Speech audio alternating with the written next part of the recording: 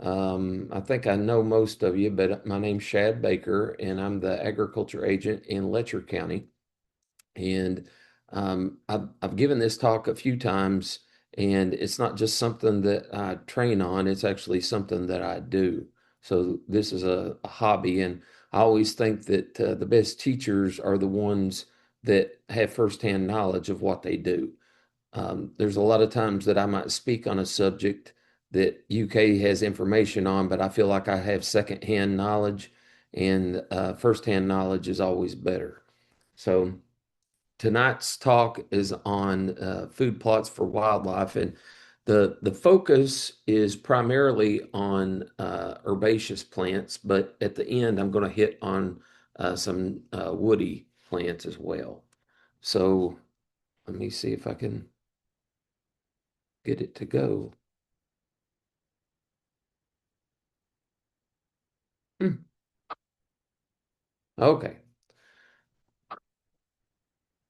So the first thing that I would tell you to do if you have an interest in establishing food plots is you need to match the plants to the soils that you have. Um, if you're dealing with reclaimed strip mine land, like Orpha, you were talking about your son doing, those those sites have benefits and limitations, and so you would manage and select plant types for those that are totally different than if you had a bottom that was in Powell Valley or along the river in Letcher County or along an old woods road that gets a lot of heavy shade. Those are totally different settings, and so you have to consider what you're working with. You can go to great lengths to try to get clover to grow in a hot, dry place, and that's probably not the best matchup between plants and the soils that you have. So ask yourself, is this a heavy clay or is it a loose sandy loam? And when I was in school, they would have us dig up some of the soil with a spade and squeeze it with our hand. And if it would hold together, chances were that it had some measure of clay in it. And depending on how well it holds, it could have a lot of clay in it. I think most of you know what clay is. It's usually slick and it holds water really well, but it has other limitations. Um, Loose sandy loams are more like what you would have in your river bottoms. And so you also want to ask how much sunlight does it get? So plants that will tolerate shade are better suited to one setting versus those that prefer full, intense sunlight. And there are a lot of forage crops that need 8 hours or more a day of sunlight. And if they don't get that, they tend to fizzle out. So you might get germination, but over time they won't persist in the stand. And so you have to think about that. Not every food plot mix is well suited to every site. So if you're one of these folks that have gone out and bought biologic or one of these food plot mixes that are pre-bagged, um, I don't care what the packaging claims, you need to take that into account. And so I've seen them before. Well, they will advertise that you can just throw it out on the ground and it'll come up. And you know, if it sounds too good to be true, it probably is. And a lot of things will come up. The question is not whether it will germinate; it's whether it will survive. And so that's the thing that we're talking about, mixing it or and going with the mix that's suited to the site that you have. So this question comes up a lot, whether to sow grass or not to sow grass. And all of the stuff that I read early on when I first started doing food plots emphasized doing a mixture of legumes and grasses. And the I guess the reasoning for that was in their mind was that the grass helps hold the soil in place and it gives a little diversity. And there's some truth to that. But the University of Tennessee has a very good food plot publication. And don't boo me because I mentioned Tennessee. Maybe Billy's on here, but um, the Tennessee publication specifically points out that grasses add nothing to the diet of the wildlife. And depending on the grass that we're talking about, they can actually be detrimental. So if you add fescue to try to hold the soil in place, fescue has a an endophyte, which is it's a type of fungus that lives in a symbiotic relationship with the plant, and the plant gives it a little something, and it gives the plant a little something. And the benefit to it is that the endophyte helps that fescue be vigorous and to survive droughts and that kind of thing. Um, but the drawback to it is that that endophyte is toxic to a lot of animals, and it doesn't mean necessarily that it will kill them. It won't, but it's kind of like you eating something that you're allergic to. You can eat it, but it's not going to sit well on your stomach, and there might be, you might get a rash or something. With the endophyte, animals a lot of times will abort if they're pregnant, and they tend to run a higher temperature. So in hot weather, they won't gain weight like they ought to. And there's just a lot of problems with using fescue in particular.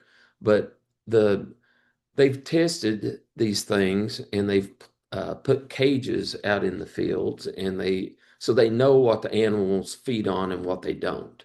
And even orchard grass and some of the ones that are better, they are not preferred by the wildlife. So they're going for the legumes, and that's mostly a function of the protein.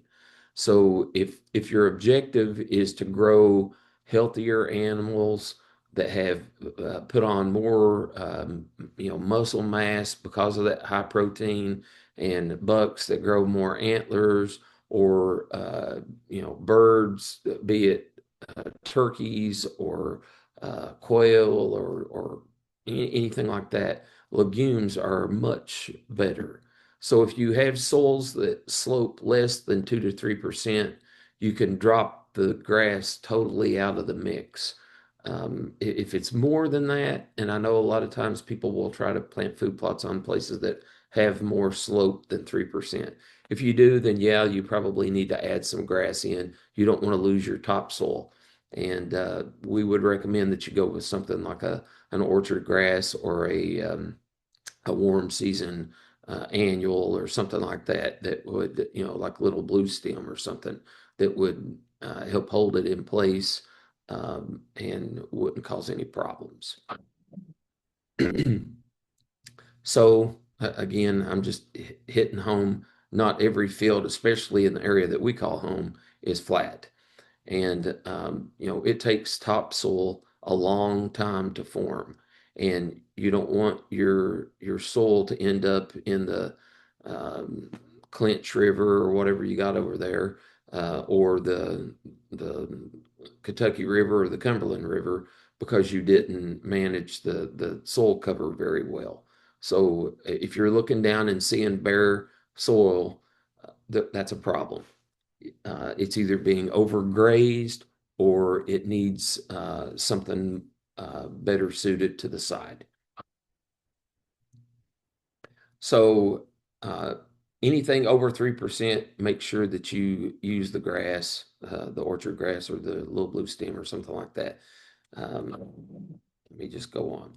So the other thing is, don't assume that all seed is the same.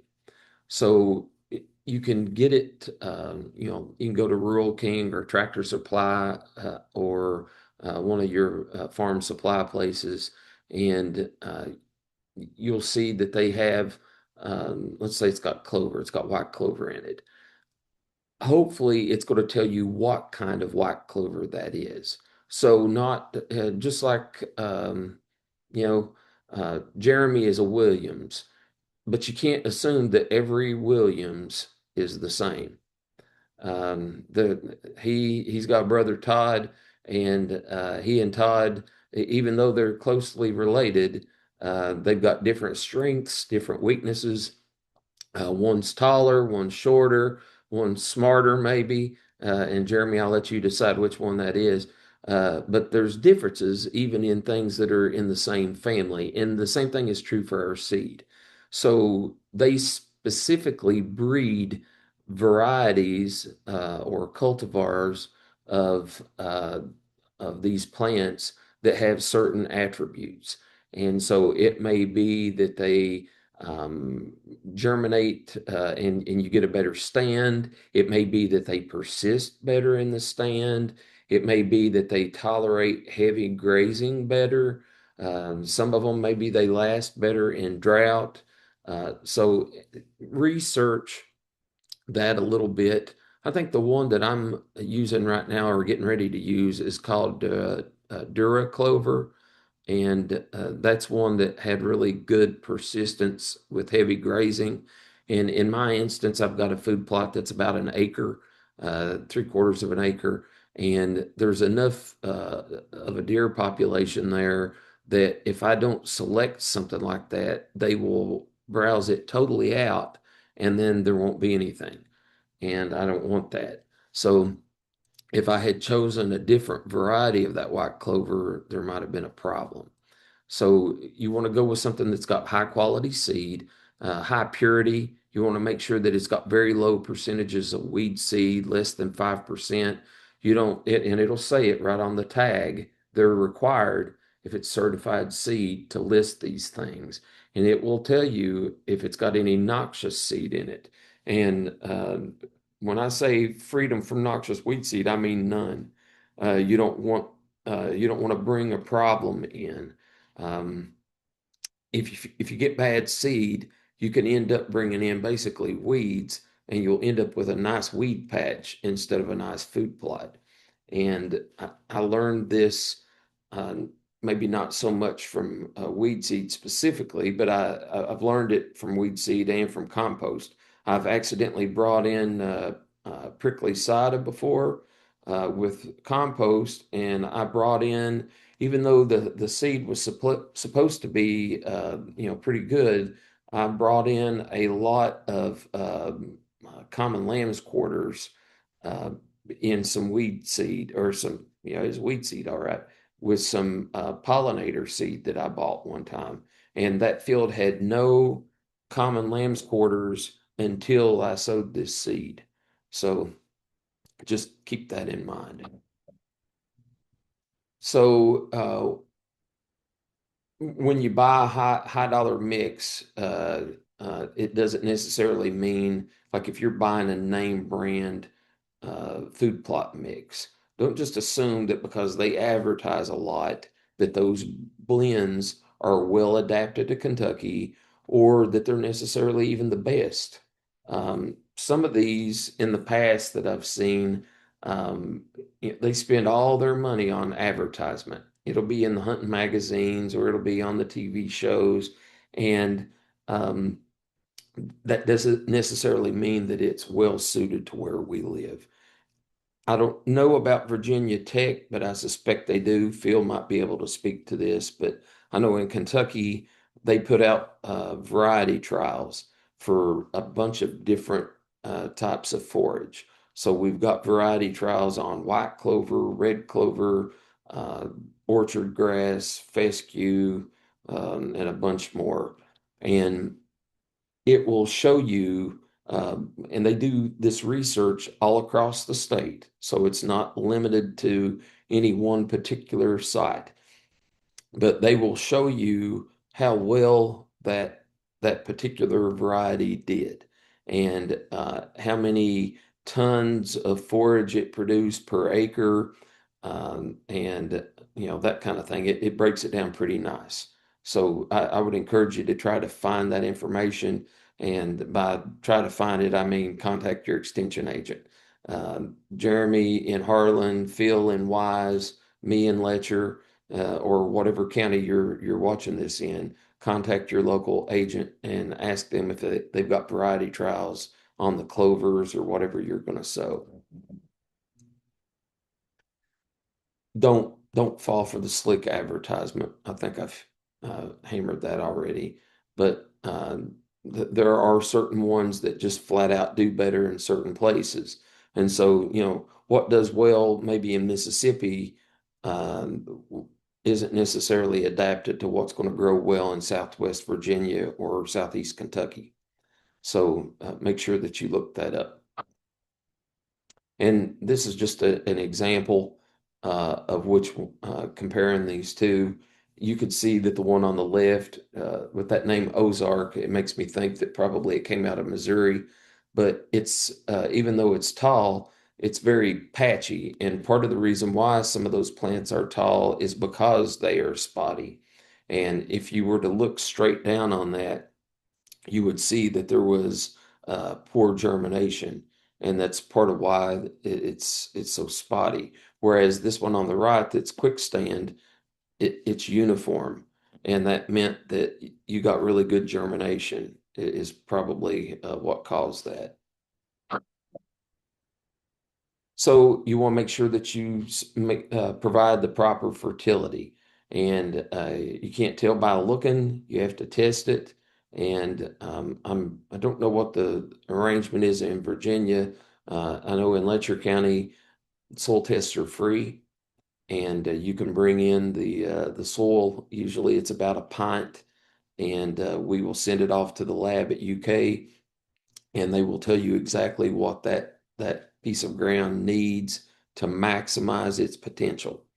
And so, to put down more than that means you're wasting money. And if you don't put enough down, then that means you're not going to get the full benefit of all your work. So don't skimp on the fertilize and don't skimp on the soil test. Take the soil test and just know that if it calls for lime, that's about a 6 month delay for it doing all that it can do. It doesn't mean it's not going to start working immediately. It just means that it will take time for you to see the benefit of it. And since this is February, if you put it down right now, it will be August before it's done all that it can do. So that's the end of the growing season. Ideally, you do this back in November, but any time's better than never. So this gets back to that whole advertisement claiming that you could just throw the seed down and it would grow. Make sure that you prepare an adequate seed bed. Seed will not germinate generally, and it definitely won't survive if it's not in direct contact with the soil. So if there's a lot of organic matter or other vegetation that's growing there, um, these little young seedlings are going to have a hard time competing. Don't think that you're going to be able to throw this down, and just because maybe there's a quarter size piece of bare ground, that it's going to compete against plants that are already 6 inches tall. Now you can do some things to make that work. If it's somewhere that you don't have access or can't get access to a tractor and a tiller, you can mow it really, really low, like scalp the plants that are there and then sow it. And that increases the odds that what you planted is going to be able to survive. But ideally, you're going to till and you're going to incorporate lime and fertilizers and kill the weeds and other vegetation. And you're going to prepare a level, firm seed bed. And that ensures, especially your young or your small seeded plants, are able to make it. So if you've never seen a clover seed before, it's really, really, really tiny. It's like the size of a period on a sentence. And so that plant when it first comes up, it just doesn't compete very well with other things, and it's kind of slow to get going. And that's the other thing. If it's growing in with plants that are uh, quicker growers, then they're going to kind of muscle in and root out the space. So you might have to manage a little bit, in particular for clover. And I keep talking about clover because it's very important to food plots. Um, it it benefits from frequent mowing. So, and that helps keep the competition down. If other things get up above it and canopy, it tends to kind of fizzle. So this is just obviously somebody preparing the soil, and this guy's plowing this with an old turn plow.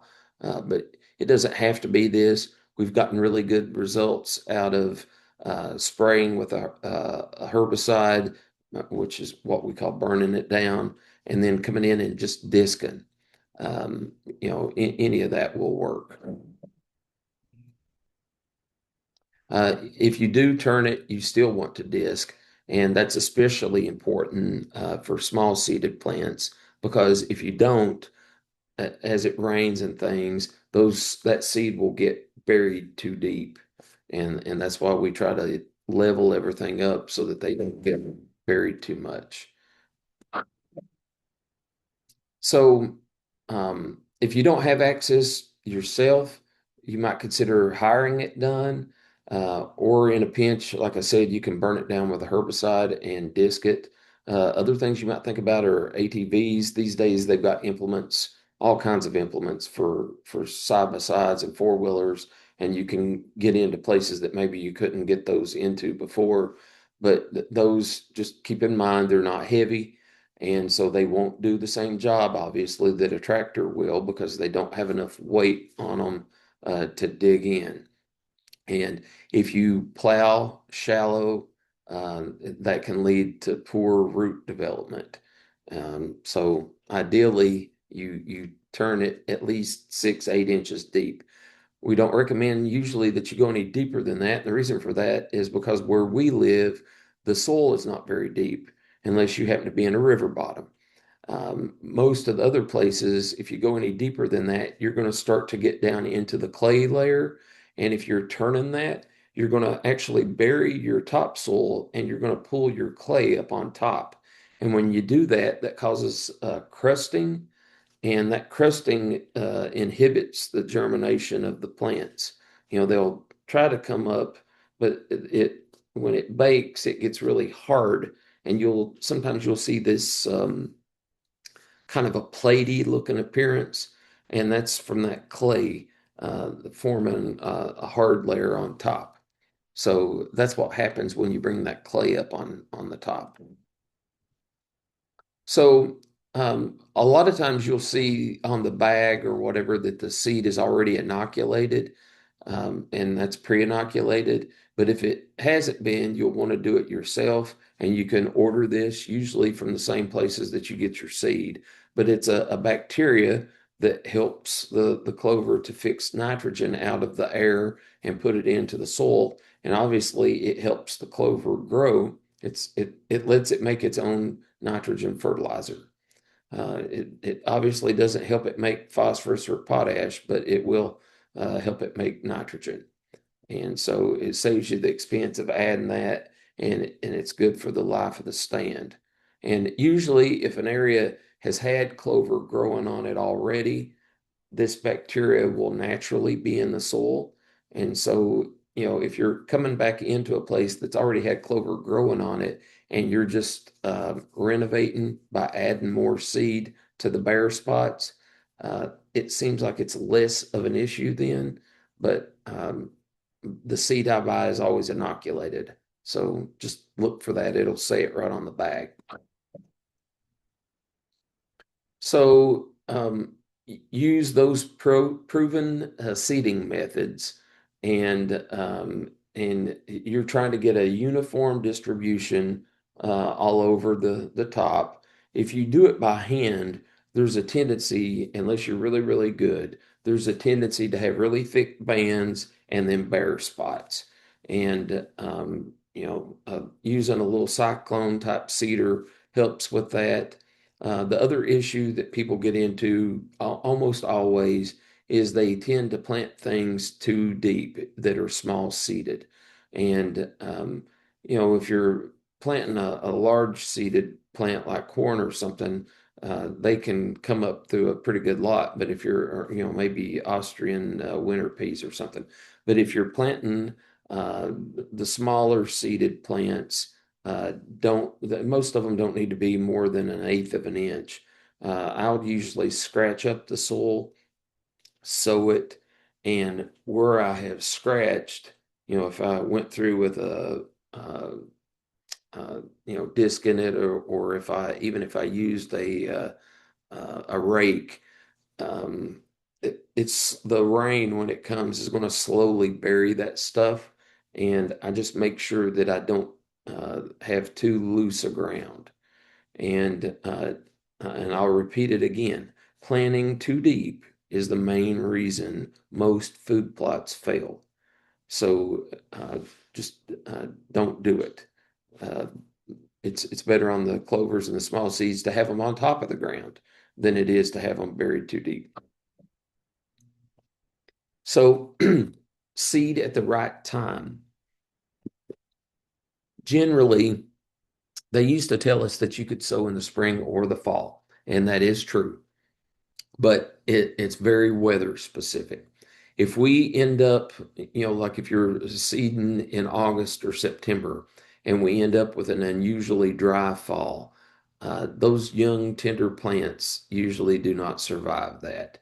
And so the best time to sow a lot of these is, at least for the legumes, is going to be to frost seed them in late February, early March. If you wait later than that, the plant doesn't have time to get its roots established before the hot, dry weather starts to come in. So by doing it early in the spring with the frost, or late winter, I should say, uh, if you've ever paid attention to the ground, if you've got bare soil, when the ground freezes, you'll get those crystals that come up, and it just slowly kind of works the dirt. And that freeze thaw cycle will naturally bury the seed to the depth that it needs to be. And so that is a great way to plant legumes. And it allows for better soil moisture, and it's obviously best for the clovers. Uh, it's going to mean that if you didn't prepare the soil in the fall, though, it's usually too wet to get in and try to turn it at that time of the year. Like if you were trying to get in and plow right now, uh, unless you're dealing with river bottoms, it's going to be way too wet to get equipment on the ground. And you don't want to get a tractor or something on wet ground. It causes compaction, and that causes a hard pan over time that inhibits the roots of the plants. So make sure that you do this in the fall in preparation for a spring or February, March planting. Um, It can also mean that if you uh, do this in the spring, that there's usually going to be more weed problems. So just know that that shock that comes from turning the soil, that flash of light causes a lot of the dormant seeds to break dormancy, and so there's always a possibility that there is a seed bank of weeds in your soil. And so when you plow in the spring, don't be surprised if it doesn't cause a flush of weeds in there too. So you might have to manage for that. Um, so as far as the weeds are concerned, fall has better field conditions and fewer weeds. But we've already talked about the drawbacks from it. We've got a publication called AGR 18 that goes into seeding information, and you're welcome to look that up. It's just UKY and AGR 18. So this is a food plot that we put in at our extension office, and this was on field dirt. So I feel like if I can do a good job on field dirt, I've accomplished something. But this was a fall establishment. Obviously, you can see that everything's nice and green. and this was clover. And I think you could see that if you look really close over here on the left, you could see that you could see the little stripes of where the cedar was slinging it. And then if you look down the rows, you can see that the seed got washed into those rows a little bit because it's thicker. The plants come up thicker in those spots. And but that's just an example of what it looks like. And I'll also point out there's a lot of deer tracks in there that are already nosing around, seeing what we've got. So on some of these, make sure that you control your pests, your diseases, your weeds. And we've got publications. I'm not going to bore you with all that, but there's one AGR 148 that can help deal with control of these pests in forage crops. Um, so now we're going to get into the different plants. Red clover is better able to handle dry soils than other clovers. It competes well with the grasses. If you've ever gone out and walked through a field, you'll notice that the red clover is up really tall and your white clover tends to be really short. And it makes sense then that the red would compete better with the grasses. It prefers a pH of around 6.1 to 6.7, which is just a little south of neutral. It's best sown from mid-February to mid-April, and the seeding rate on that is about 8 to 12 pounds per acre if you're sowing it by itself, or 6 to 9 if you're using it as a companion crop with grass. And just keep in mind when you do these that this is a short-term food plot.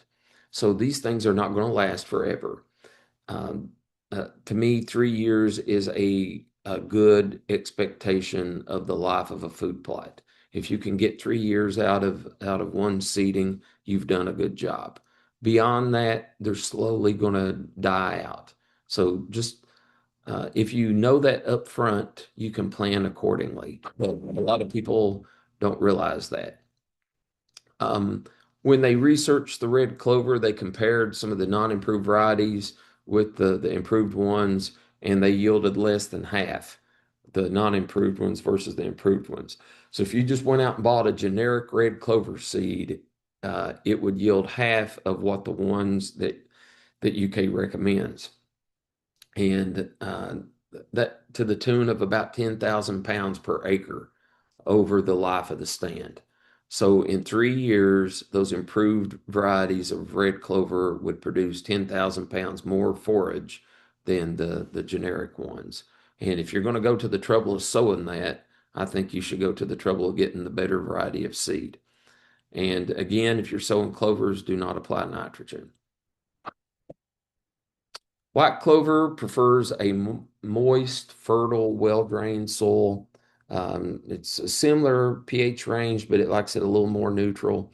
It's best sown in February to mid-April, 1 to 3 pounds per acre if you sow it alone, or a pound per acre if sown with grass.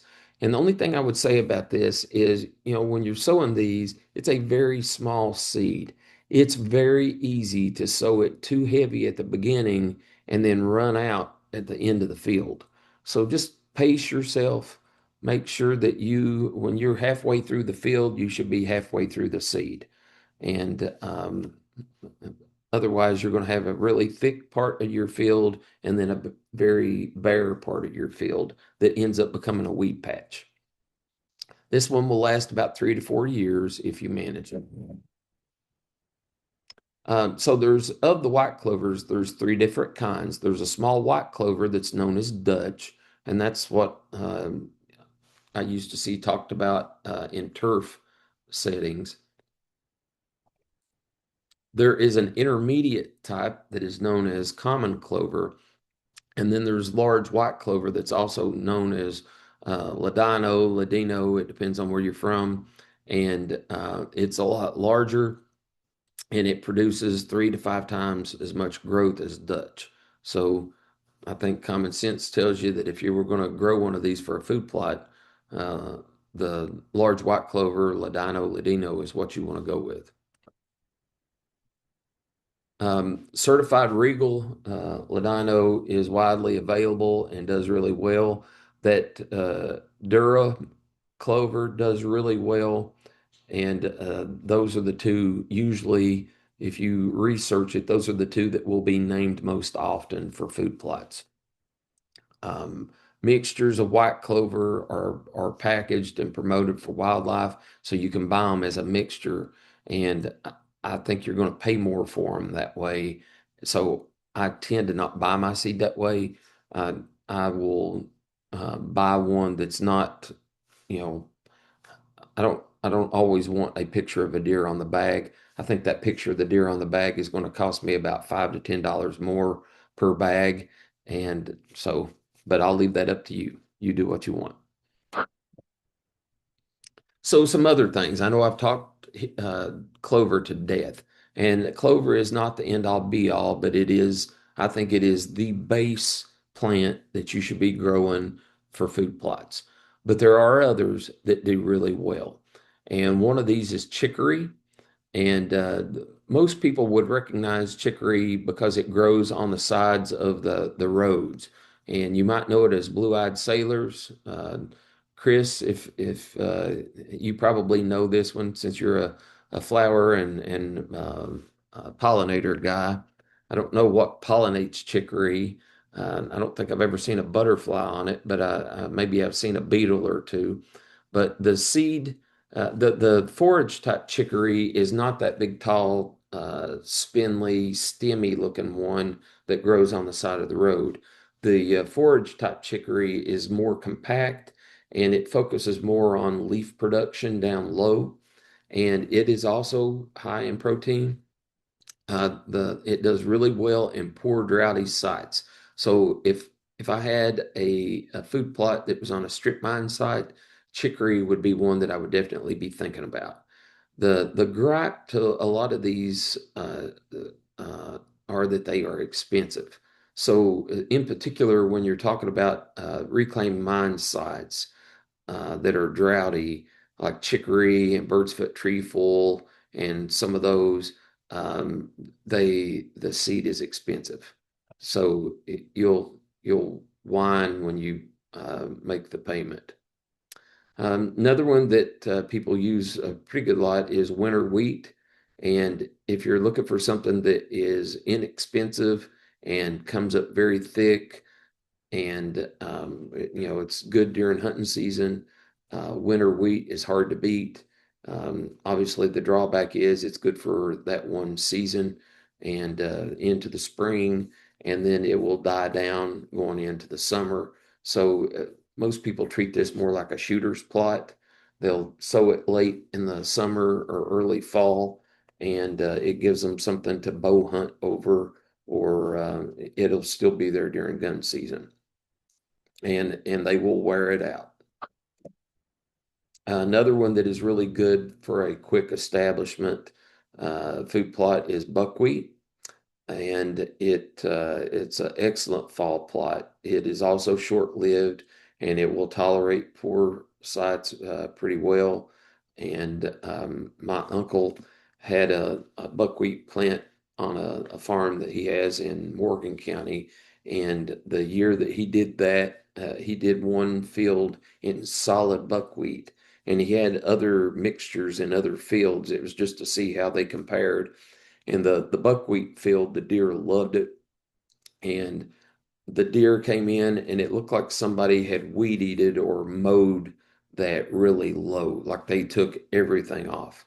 And the good thing about it is that it grows quickly, so it will rebound, and that's a good thing. Um, Bird's foot trefoil. If you aren't familiar with this one, it's got a little yellow flower on it, and when the seeds come out, it got its name because the seed pods on it. It's a legume. It'll have three pods going forward and one seed pod going back, so it resembles a bird's foot, and that's how it got that name. But the seed is very expensive. The only people that generally will pay for this is the state or the federal government because it is extremely expensive. But it does very well on poor droughty sites like mine sites, It can be a little hard to establish, and that's just because it's slow to establish or slow to germinate. But after it's there, you just about can't kill it out. So there is a place, for those that are familiar with the Pound Gap area, that where the Pine Mountain Trail trailhead is, next to the gas station, that's got bird's foot trefoil growing on it. And it doesn't matter how tight we mow that, it doesn't matter how hot and dry it gets, that stuff persists.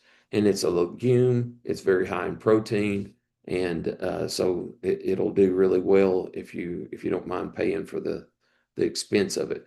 But unlike the clovers that are good for 2 to 4 years, bird's foot trefoil will still be there 15 years from now. So if you've got maybe you're getting a little older and you don't know how long that you'll want to do this, and you don't want to come back in or pay to have somebody come back in and work the site on a regular basis, this is one you might want to think about. So I've talked you to death about forages. I want to talk very briefly. I know we're running out of time. Um, as far as bang for your buck, um, it's hard to beat forages, especially in a year when you have total mast crop failure. So there are years that we have a lot of rain when the oaks are pollinating and it washes out the pollen and you have no acorns. Or there's years that maybe we have a late freeze, and that's all happened in my lifetime. I've seen all of these things. That's when your food plots really shine. But for a lot of the years, you really ought to think about some of these long-term improvements. And I know in Virginia, it's illegal to bait. In Kentucky, it's not illegal to bait with some caveats. There are things that it's illegal to do at certain times, but it's never illegal in either state to plant things for wildlife. And to me, this is more natural, um, and it has side benefits. So, it's going to attract maybe other things besides just deer, and it may be useful to you as well. So, I can't eat clover, but I could eat persimmons or wild plums or mulberries or pawpaws. And so there's reasons to grow these perennial trees and shrubs. There's some other benefits to them. I've heard repeatedly that hybrid chestnuts they've got resistance to the blight, so they're not going to be killed out by the blight. Usually this goes by the name of Dunstan, but there are some others possibly that are in the process of being released. There are different types of persimmons that are either suited to human consumption or they're geared towards wildlife. It depends on how they've been bred. But obviously, the ones for humans tend to be sweeter and bigger, whereas the ones that people plant for wildlife tend to be smaller and they're usually not maybe as sweet. But you can get them that drop at different times. So there's one that is kind of an early drop, a mid drop, and a late drop of the chestnuts and the persimmons and some of these others. So if you do this over a period of time, you can build up uh, kind of a hidden planning that isn't so obvious that will draw things in over a long period of time. And where the persimmons and the chestnuts are concerned, I've been told that they prefer these even over corn. So if you've got somebody that is baiting with corn, but you've got chestnuts and persimmons, I think you're going to compete really well with them. Hazelnuts or filberts is another name. Those are really good. We've got these growing at the office, and I love seeing the squirrels come in and work the hazelnuts, and they wear those out. Wild plums have we've used these along the edge of where the food plot is. but they will tolerate drought, but they also do well in uh, stream bank stabilization. So they've got a wide variety of sites that they're adapted to.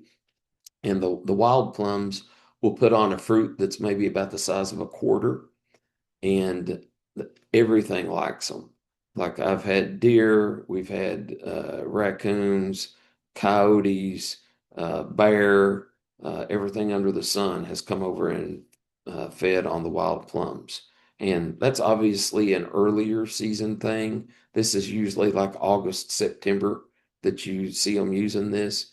But, it's if you're doing this for wildlife and you like to see wildlife and benefit wildlife, that's a great one.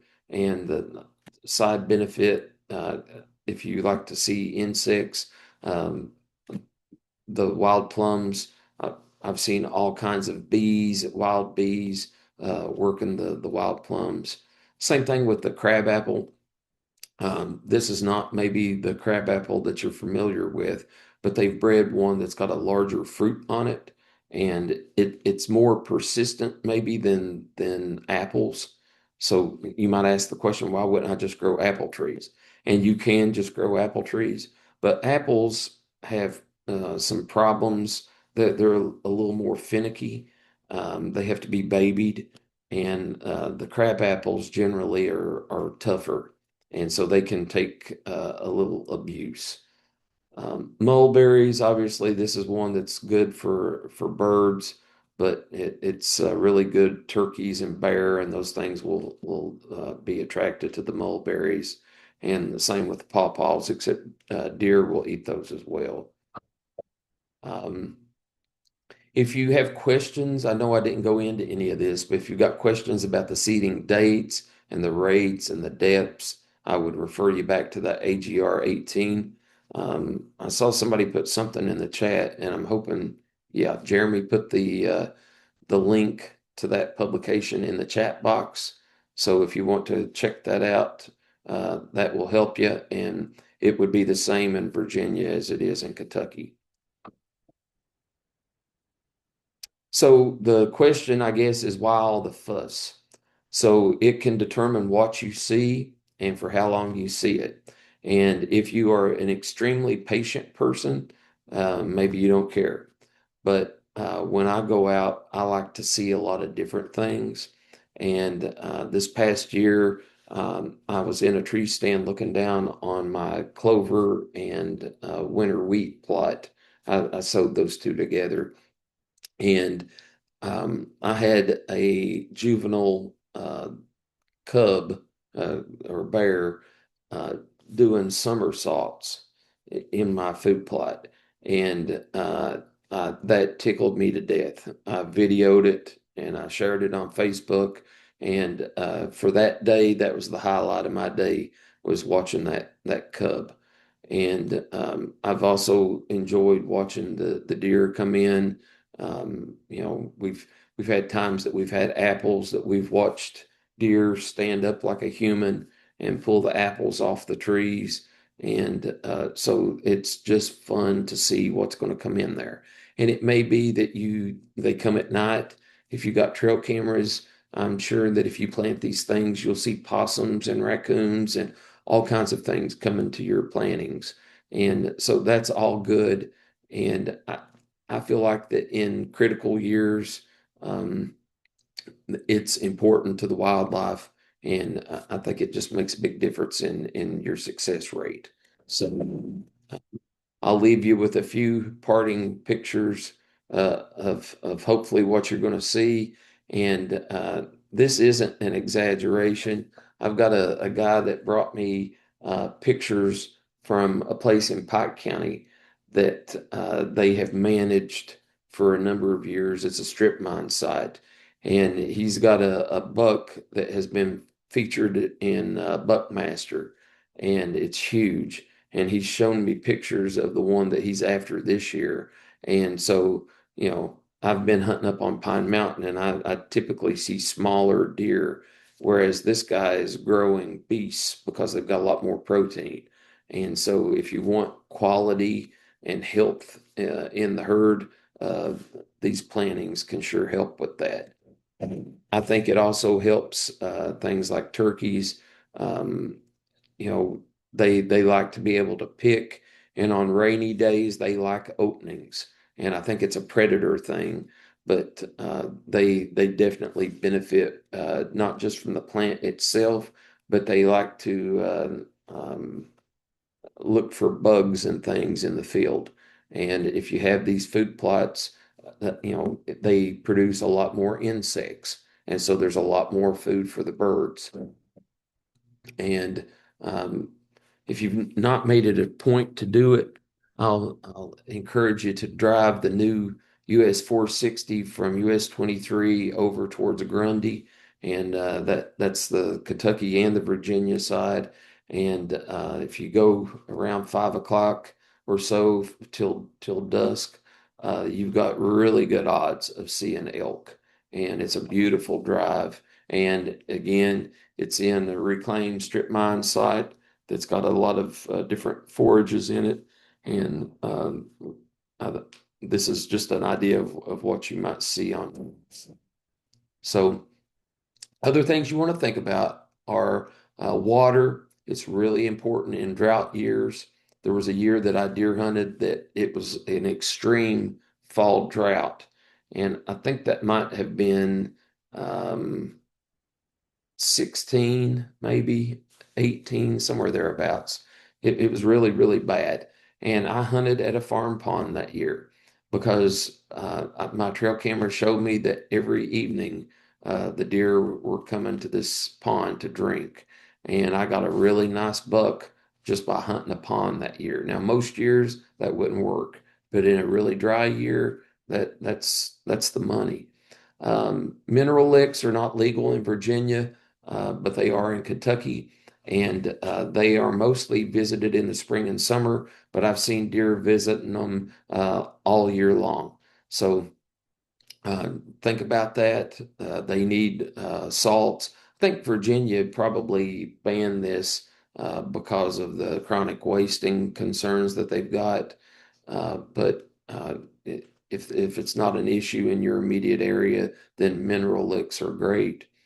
And I've already talked about the trees, so I'll skip over that. And that's it. Have you got any questions? You'll have to unmute yourself probably, or you're welcome to put it in the chat box.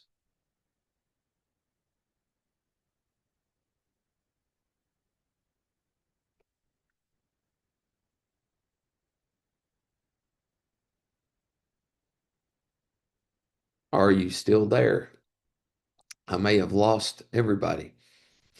Great program, Shad. Great stuff. Okay. I'm here. All right, very good. I've I've this is not just something that I talk about, it's something that I enjoy doing. This past year I passed up several deer, and I knew there were bigger ones up there, and Jeremy teased me about it. But I didn't really care if I got one. I just wanted to see. And I like growing them better than anything. So I'm just inherently like to build the habitat. And it's more about seeing different things than it is the kill for me. The spot that I hunt, I got to see a flock of snow geese go over during deer season, and I'd never seen snow geese before. I had a bear come get right under the ladder of my tree stand and look up at me, and that was great. I enjoyed that. That was as good as any shot. So I assume that different people have different reasons, and I think some of that's probably age based. When you're young, I think maybe you're more interested in the kill, and the older you get, maybe that part of it is a little less important to you, and it's more about just what did you see. And but either way, I'm not saying one's better than the other. They're both important. Well, Jeremy, what is our next topic? next week we have tool care. Uh, so a variety of tools, basically. So we're gonna discuss that. I think that's something that we're gonna team up on. Myself, you, and Phil as well. So we're looking forward to doing that. Phil was on here, but he must have been having internet trouble because he tried two different ways to get on and it kept kicking him back out. So I don't know. But I had a quick question for you. sure. I have a lot of the like Virginia rose or wild rose. Is there anything that I can do to get rid of it or out compete it? So the easiest way to kill that out would be with herbicide. And I'm not chemical crazy, so don't think that I just whip that out like a pistol. Um, but where multiflora rose is concerned, it's just easier. You can try to chop that down and keep chopping it down, and it's going to keep coming back. But if you hit it with um, um, crossbow or one of the brush killers, you know. What's the one we use all the time? Triclopyr. Uh, all of those will work really well. Garlon. Okay, sounds good. I have a field that was covered with it. I've mowed it every year for the last 3 years, and it just keeps coming back.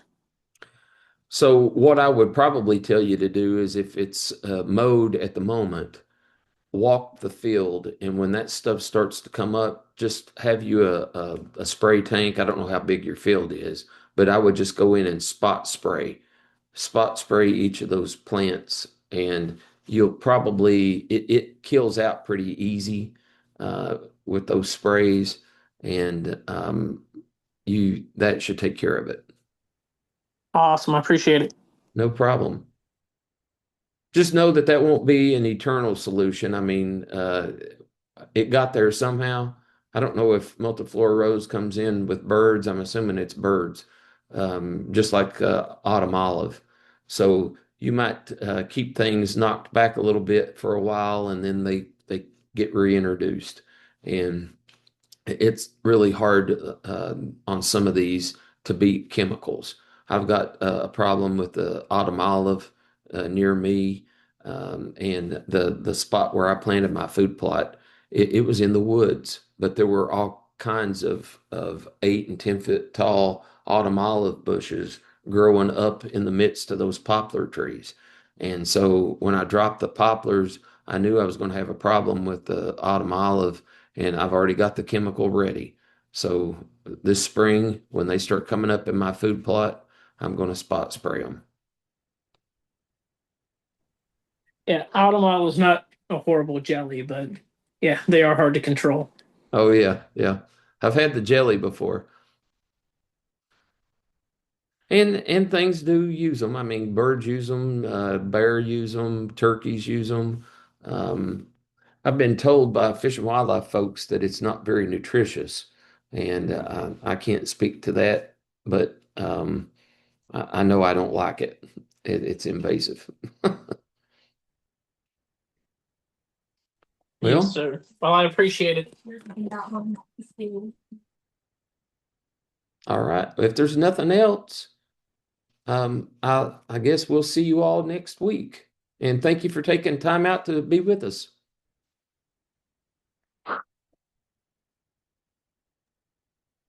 Yes, thank